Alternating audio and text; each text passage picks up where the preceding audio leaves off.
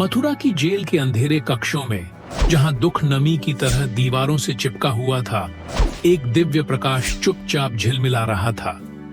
यह कृष्ण के जन्म की रात्रि थी, एक ऐसी घड़ी जिसकी भविष्यवाणी आर्षियों ने की थी और जिससे अत्याचारी भी भयभीत थे।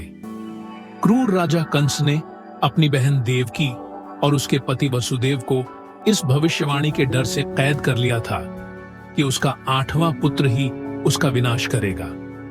उसके हाथों पहले ही 6 शिशु मर चुके थे और 7वां रहस्यमय तरीके से देवकी के गर्भ से गायब हो गया था। दैवीय जादू द्वारा किसी अन्य मां की देखभाल में स्थानांतरित कर दिया गया था। लेकिन इस तूफानी आधी रात को 8वां बच्चा पैदा हुआ, दर्द में नहीं बल्कि उज्जवल मौन में। शिशु कृष्ण ने अपनी आंखें खोली और उनकी उपस्थिति में जेल की दीवारें नरम पड़ गईं। वसुदेव और देवकी रो पड़े, केवल खुशी से नहीं बल्कि विस्मय से। कृष्ण सिर्फ उनके बच्चे नहीं थे, वे ईश्वर के अवतार थे। जैसे ही उन्होंने उसे पकड़ा, उन्हें बांधने वाली लोहे की जंजीरें गिर गईं और जेल के दरवाजे अपने आप चरमराकर खुल गए। बाहर रात में गरज और बारिश हो रही थी, लेकिन अंदर तूफान के कारण रास्ता पहले से ही बन रहा था। वासुदेव के मन में एक आवाज गूंजी, बच्चे को गोकुल ले जाओ, उसे नंद और यशोदा की देखभाल में छोड़ दो, संसार का भाग्य इस पर निर्भर करता है। दिव्य शिशु को एक छोटी सी टोकरी में लेकर वासुदेव वर्षा में आगे बढ़े। उफनती और उग्र यमुना नदी ने उनका रास्ता रोक दिया। फिर भी जैसे ही उन्होंने पानी में कदम रखा, पानी केवल उनकी छाती तक बढ़ गया और फिर धर्म के रक्षक के लिए रास्ता बनाते हुए अलग हो गया।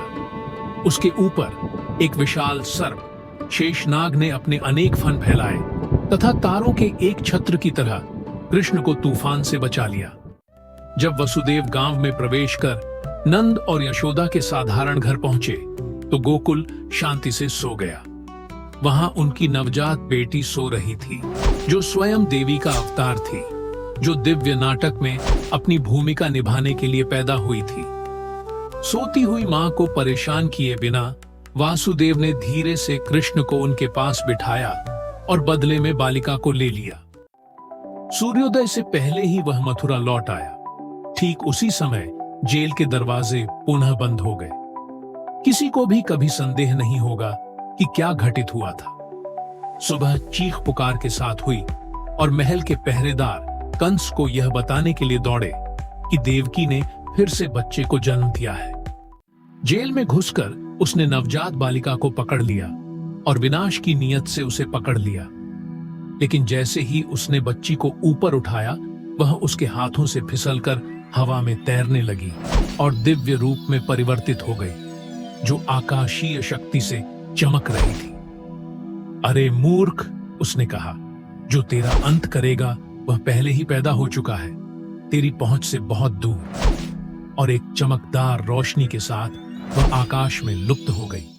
गोकुल में शिशु कृष्ण यशोदा की गोद में लेटे हुए नींद में धीरे धीरे जम्हाई ले रहे थे। तूफान बीत चुका था। संसार के उद्धारकर्ता, भाग्य के पुत्र ने अपना महान पलायन कर लिया था।